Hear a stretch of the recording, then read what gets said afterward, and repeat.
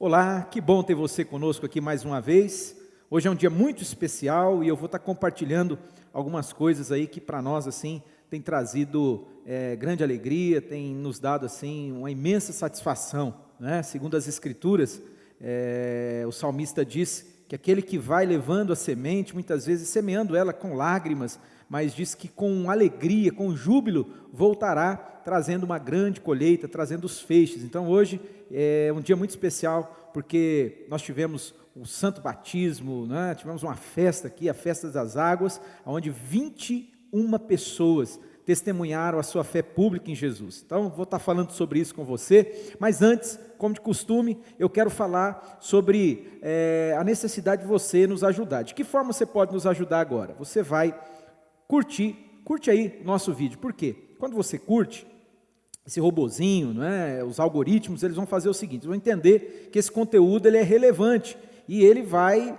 mandar esse conteúdo para outras pessoas. Mas não basta só curtir. Eu preciso também que você possa se inscrever no nosso canal. Se inscreve aí, é muito rápido, é muito fácil. Se inscreve.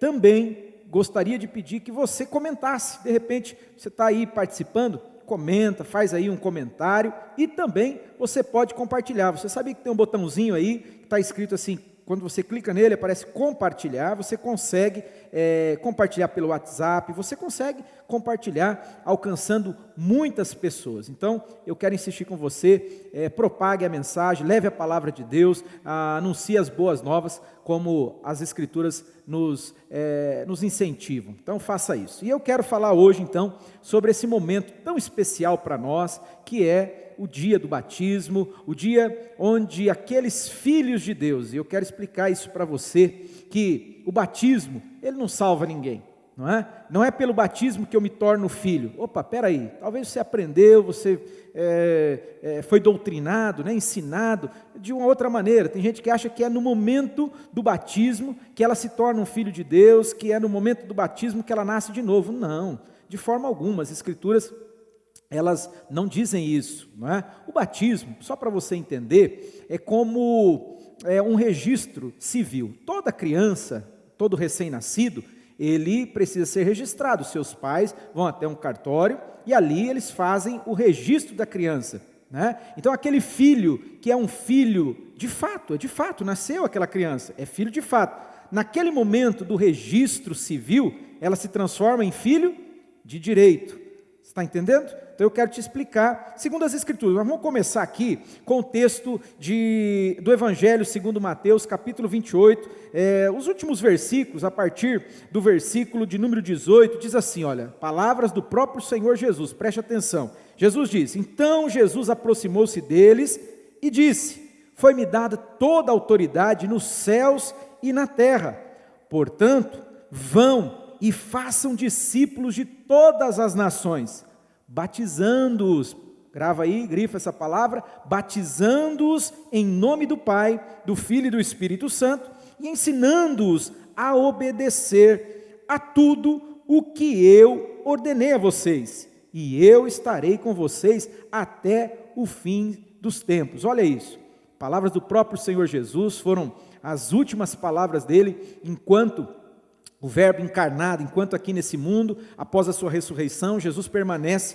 40 dias, sendo visto por muitas testemunhas, e tem esse momento aqui, que é o grande finale, vamos dizer assim, né? Esse momento onde ele convida os seus discípulos, e antes da sua ascensão, quando Jesus vai voltar para a glória que ele tinha antes de vir a esse mundo, ele chama os discípulos e ele fala com os discípulos. Ele é chamado da grande comissão. Esse momento aqui é a grande comissão. Preste atenção, que interessante. Jesus vai dizer assim: todo o poder, toda a autoridade foi entregue a mim. Foi entregue a mim.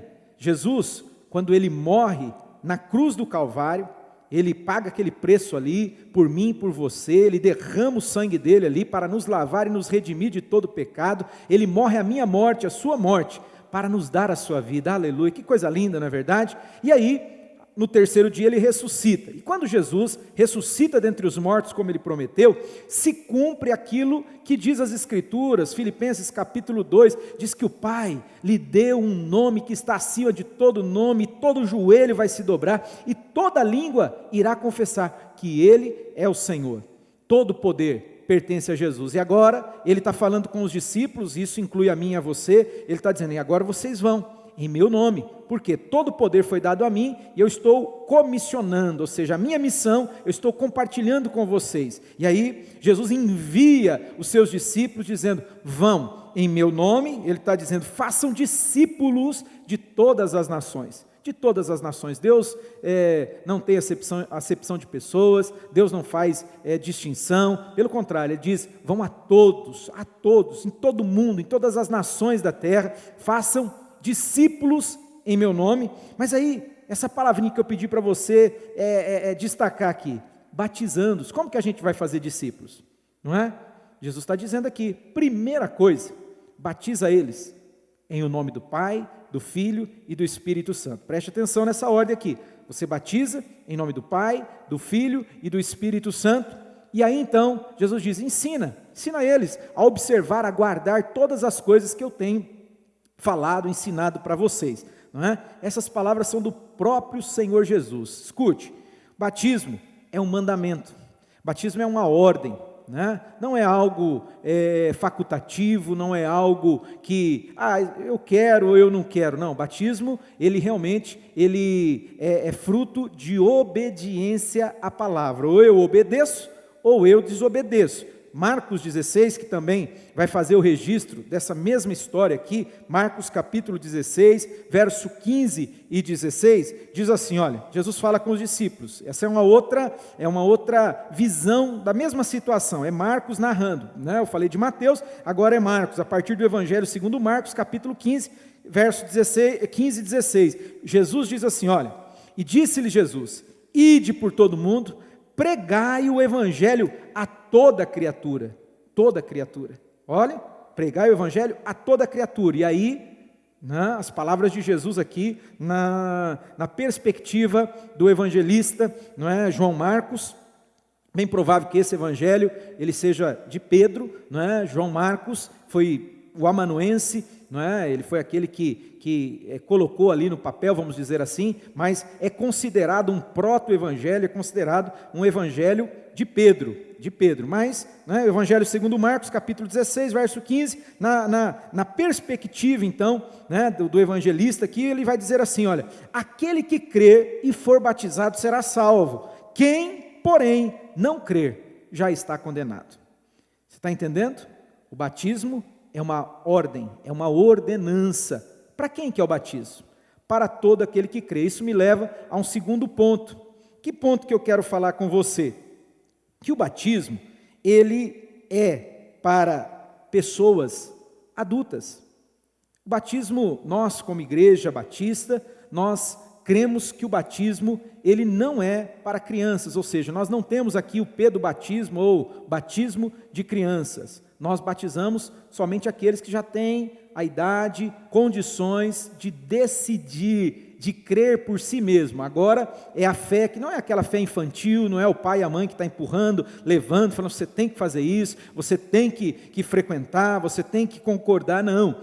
Chega um momento onde essa fé infantil, ela vai ser substituída pela fé pessoal. A fé pessoal, essa agora já não mais criança, ela crê por si mesma, ela crê, ela diz, eu creio que Jesus é o meu Senhor e o meu Salvador, eu creio que Jesus morreu no meu lugar ali na cruz do Calvário, Ele derramou do seu sangue por mim, então como resposta, essa pessoa se batiza. Esse batismo então é para adultos, não é para criança.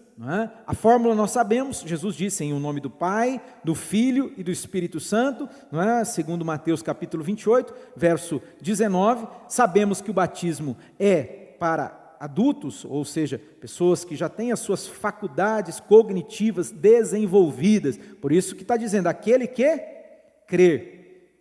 crer e for batizado. O batismo é a resposta dessa fé, dessa crença, porque eu creio, eu sou batizado. Eu não sou não é o inverso, né? Eu creio e como resposta eu sou batizado. Isso é um mandamento, como eu já falei. Só que é interessante, nós temos algumas histórias, né? E que alguns a tomam como uma exceção, que acaba sendo usada como uma regra. O que eu quero dizer com isso, né? Vamos pegar aí, por exemplo, o o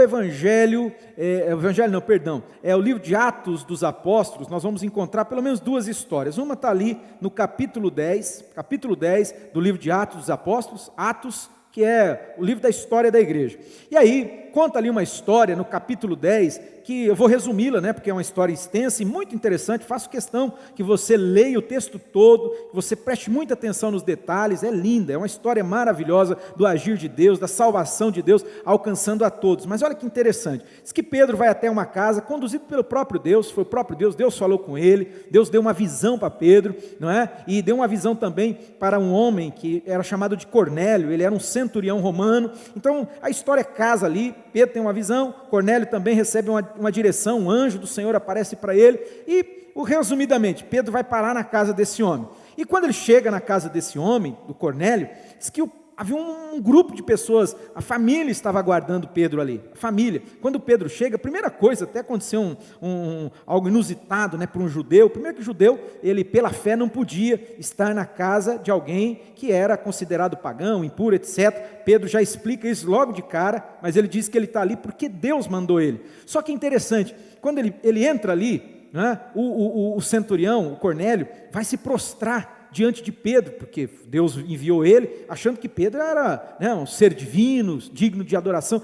Quando ele se ajoelha, a primeira coisa, né, Pedro pega ele pela mão, levanta ele, fala: de jeito nenhum, cara, você está doido, rapaz? Você deve adorar só a Deus. Eu sou igual a você, né? Sou ser humano, sou pessoa, não devo ser adorado. A gente já, a partir disso, já aprende aí uns princípios interessantes, né? Alguns dizem: não, tem que adorar Pedro, Tiago, João, São não sei quem. Não. Olha aí, de jeito nenhum. Único, olha, leia as escrituras. Jesus, pessoas chegaram e o adoraram. Jesus é Deus. Jesus nunca, isso prova que Jesus é Deus, porque se Jesus ele recebeu adoração, e ele, não sendo Deus, permitiu, então ele pecou, seria chamado hoje prevaricou, não é? Ele pecou, não. Jesus recebeu adoração porque ele é Deus, ele é o verbo que se fez carne, ele é digno de adoração. Agora Pedro, quando Cornélio se ajoelha diante dele, diz: de jeito nenhum. Mas não é o âmago da questão, eu quero avançar com você, que Pedro começa a pregar para essa família. Eles estavam ali para ouvir a mensagem. E Pedro, quando começa a pregar para eles, diz que teve um momento que algo extraordinário aconteceu. Diz que o Espírito Santo veio sobre aquela família, todos que estavam ali foram cheios do Espírito Santo. E olha que interessante, nos últimos versículos ali do capítulo 10, diz que eles começaram a falar em línguas, sabe? Igual lá em Atos 2, quando os primeiros discípulos foram cheios do Espírito Santo e começaram a falar em línguas, foi isso que aconteceu ali na casa de Cornélio. Começaram a falar em línguas, cheios do Espírito Santo e tal. Quando passou aquele momento, Pedro falou: olha, nós não podemos negar o batismo nas águas para eles, porque eles receberam o batismo no Espírito Santo igual a gente. Então vamos batizá-los. E diz que todos eles, olha isso, o texto fala que todos eles foram batizados. Esse é o primeiro texto. O segundo que eu quero usar, aí é Paulo, o apóstolo Paulo. O apóstolo Paulo foi preso, né? Vocês devem conhecer a história, já ouviu em algum momento, Atos capítulo 16. Diz que Paulo estava preso, e aí aconteceram algumas coisas lá, Paulo e Silas, não é? Eles oraram ali, adoraram a Deus de madrugada, mesmo depois de terem sido espancados, surrados, não é? Estavam presos por pés e mãos no cárcere inferior, diz o texto, mas diz que eles se puseram alta madrugada, diz que eles começaram a adorar, a despeito, independente do que aconteceu com eles, diz que eles começaram a adorar, louvar a Deus, e uma coisa extraordinária aconteceu, um terremoto aconteceu, tremeu aquele lugar e as cadeias foram quebradas, foram abertas. Olha isso.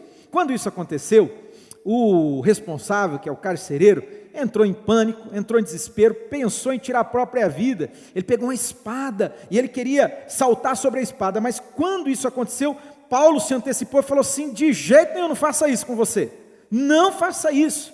E esse homem ali, sabe, nessa situação, então ele olha para Paulo, para Silas, viu que todo mundo estava lá, nenhum preso fugiu. Paulo faz questão de dizer isso para ele: olha, está todo mundo aqui, ninguém fugiu, porque o medo dele era esse, até que ele fosse responsabilizado pela fuga, né? Imagine só. e estamos falando de um contexto diferente da realidade atual, né? Nós estamos falando de um modelo de governo diferente, tudo muito diferente, tá? Então tem que pensar a partir dessa perspectiva. E o cara, em desespero, Paulo diz para ele: de jeito nenhum, cara, não faça isso com você não. E aí Paulo fala com ele, conversa com ele, e aí ele diz assim: então, o que eu faço para ser salvo? Olha que coisa, olha a pergunta que esse homem faz.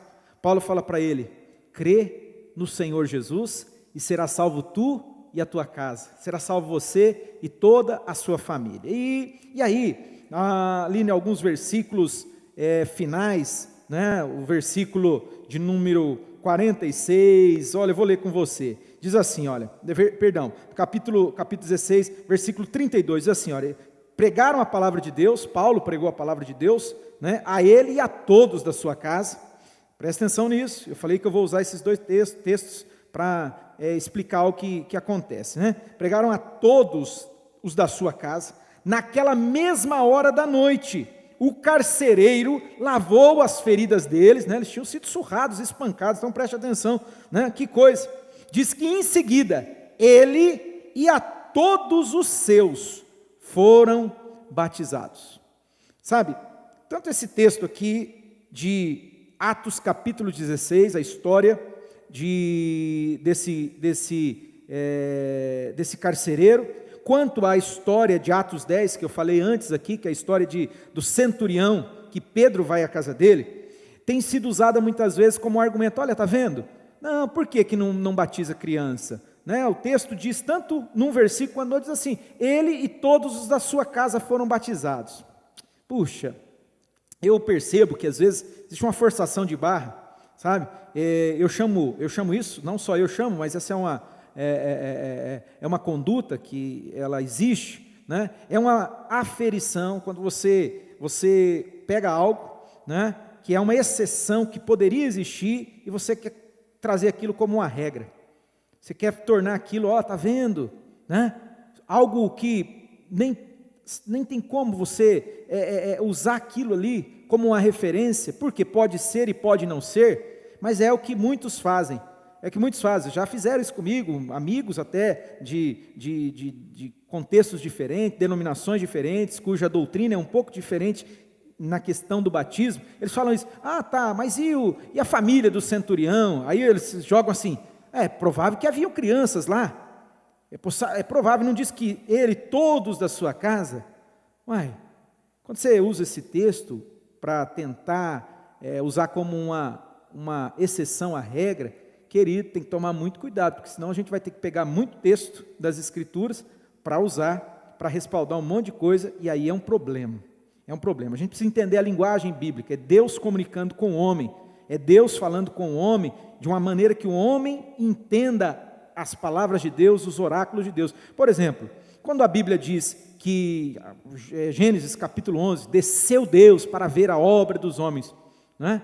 Você entende que Deus precisou descer lá de cima para ver? Ele não tinha outra condição de ver? Isso não é apenas uma linguagem para se comunicar com esse homem? Você não consegue entender isso? Né? Diz que Deus lembrou de Noé, capítulo 6 de Gênesis, lembrou Deus de Noé. Então Deus tinha esquecido de Noé, Deus botou o Noé e a família dele dentro da arca, passou o tempo, esqueci de Noé, deixa eu voltar lá para fazer alguma coisa para socorrer. Isso é uma figura de linguagem. Quando as Escrituras usam todos, não é? Isso é uma figura de linguagem, reforçando o quê? Que aquela fé chegou naquele contexto, naquela família, né? E que eles a receberam. E obviamente que esse batismo foi para quem?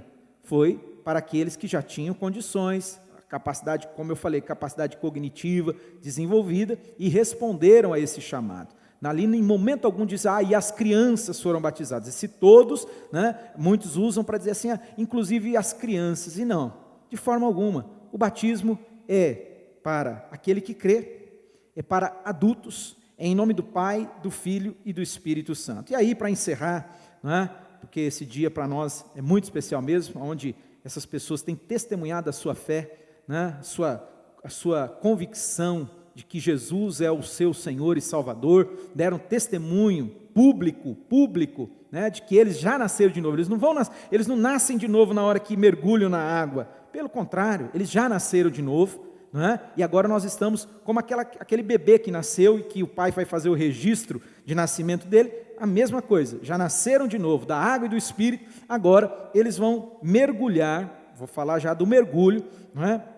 Eles vão mergulhar dando testemunho da sua fé, testemunho público da sua fé, não é? Testemunho público da sua fé. E o texto é o texto também de Atos capítulo 8, é uma história tão interessante, que é a história do eunuco. Você já ouviu falar? Esse homem que tinha saído lá, né, do continente africano, né, ele era um alto oficial da rainha de Candace, né, na região da África, do continente africano, e diz que esse homem saiu dessa terra distante, mais ou menos 4.000 quilômetros de Jerusalém, tinha ido lá para adorar. É uma história rica, não posso aqui dar todos os detalhes para você, mas tem tanta coisa ali, preciosa. Imagina um homem viajar 4.000 quilômetros, não foi de avião, não foi nem de trem, nem de carro, né? Nem de bicicleta, né? Foi, usou camelos, usou ali cavalos, sei lá, né? Mas com muita dificuldade, mas ele vai para lá para adorar, só que ele é um eunuco,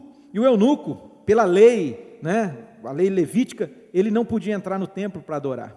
Só que esse homem ele tinha sede de Deus, ele tinha fome de Deus, e olha que interessante, porque o texto diz que ele tinha um rolo das Escrituras, e especificamente do livro do profeta Isaías, né? E diz que ele, voltando para a sua terra, diz que ele estava lendo esse texto, que é para nós, na nossa Escritura, na nossa Bíblia, a gente identifica como o livro do profeta Isaías, capítulo 53. Só que Deus já estava movendo, Deus estava falando, Deus já tinha falado com Filipe, dizendo: Filipe estava lá numa cidade de Samaria, um avivamento tremendo, uma coisa maravilhosa acontecendo, e aí Deus fala com ele, se sai daí e vai para uma estrada deserta. Sabe por quê? Porque eu vou fazer algo e eu quero usar a tua vida. E aí Filipe obedece à voz do Espírito Santo, vai para essa estrada deserta, e quando ele está na estrada deserta, lá vem o eunuco etíope, e aí nesse momento acontece algo extraordinário. O Espírito Santo fala para Filipe: aproxima dessa carruagem. Filipe obedece, e ele percebe que o cara estava lendo, o eunuco estava lendo o quê? Livro do profeta Isaías, capítulo 53. Aí Filipe fala para ele: você está entendendo o que você está lendo? Aí ele responde assim: como? Como que eu vou entender se ninguém me explicar? Como que eu posso entender se ninguém me explicar? Então Filipe sobe na carruagem e começa a explicar para ele. E eu quero contar para você o final dessa história, que está aqui no capítulo 8, versículo 36. Diz que assim, prosseguindo pela estrada, Filipe estava na carruagem, Filipe estava explicando as Escrituras para ele, estava pregando para ele a partir do livro do profeta Isaías, capítulo 53, como eu falei, diz assim: prosseguindo pela estrada, chegaram a um lugar onde havia água. Grave isso aí, onde havia água. Deixa eu te falar um negócio, onde havia água? Onde havia água abundante, uma quantidade de água necessária para que a pessoa fosse mergulhada nas águas. Até porque é bem provável que dentro da carruagem havia algum recipiente com água, era uma viagem longa, devia haver ali dentro, né, alguma coisa com um pouco de água. Se fosse só para jogar água na cabeça, Filipe fala: você tem aí, você tem um copo com água aí? Vou te batizar. Não, o texto fala o quê? Que quando eles chegaram a um determinado lugar, onde havia água, é bem provável, havia ali um riacho, alguma coisa. O eunuco disse: olha, aqui há água, que me impede de ser batizado? Qual é a resposta de Filipe? Disse Filipe: você pode, se crer de todo o coração. Você pode ser batizado, desde que você creia de todo o seu coração. E o eunuco então respondeu: creio que Jesus é o Cristo, é o Filho do Deus vivo. Assim, deu ordem para parar a carruagem. Então Filipe e o eunuco desceram a água. Eles entraram na água, queridos, né? Filipe o batizou. Quando saíram da água, presta atenção nesses detalhes, né? Entraram na água, saíram da água, não é? E aí, eles saíram da água, o Espírito do Senhor arrebatou Filipe repentinamente, e o eunuco não o viu mais, e cheio de alegria, seguiu o seu caminho. São evidências de que batismo é para adulto, por imersão, em nome do Pai, do Filho e do Espírito Santo. O batismo ele é um mandamento. E eu encerro dizendo algo para você hoje. 21 irmãos, 21 pessoas deram esse testemunho público da sua fé, de que eles creem que Jesus é o Cristo, o Filho do Deus vivo, que eles creem que pelo batismo eles estão testemunhando a sua fé, eles estão dando testemunho de que eles nasceram de novo, publicamente estão dizendo, Jesus é o meu Senhor. Como disse Paulo, eles estão sendo sepultados pelo batismo. Quando essa pessoa, ela imerge, quando ela afunda ali nas águas, ela está sendo sepultada. O batismo é o sepultamento, como Paulo diz, dessa velha criatura. Sepultamento é de corpo inteiro. Ninguém é sepultado só a cabeça. Se o batismo fosse só jogar uma água na cabeça, né, a aspersão, né, que asperge, ou a fusão, derramamento, um copo de água na cabeça, né, querido, a Bíblia não usaria tantos textos assim, dizendo aqui, a própria palavra batismo significa literalmente, a palavra grega baptizo significa mergulho, porque a pessoa é sepultada com Cristo, ela vai ser sepultada, e quando ela se levanta das águas, como disse Paulo, isso é um testemunho público, de que ela morreu com Cristo, e certamente vai ressuscitar com Jesus, assim como Cristo ressuscitou dentre os mortos, né? Nós, aqueles que cremos e fomos batizados por imersão, crendo em nome do Pai, do Filho e do Espírito Santo, nós também ressuscitaremos. E eu quero encerrar fazendo um convite para você. Amanhã, nós vamos começar a nossa nova turma do Descubra. Descubra é o nosso curso aqui, a nossa comunidade, a nossa igreja, onde todos os novos convertidos, todos aqueles que estão chegando, querem aprender mais da palavra, querem entender esse significado, o que é, o que não é, como que é, por quê. Então, nós temos esse curso. Amanhã nós vamos ter a primeira aula, que é a aula inaugural. Amanhã, dia 19, aqui no nosso templo, nós vamos ter essa primeira aula do Descubra. É a aula que nós chamamos de aula inaugural. Então, amanhã, e eu quero fazer esse convite. Você tem o desejo?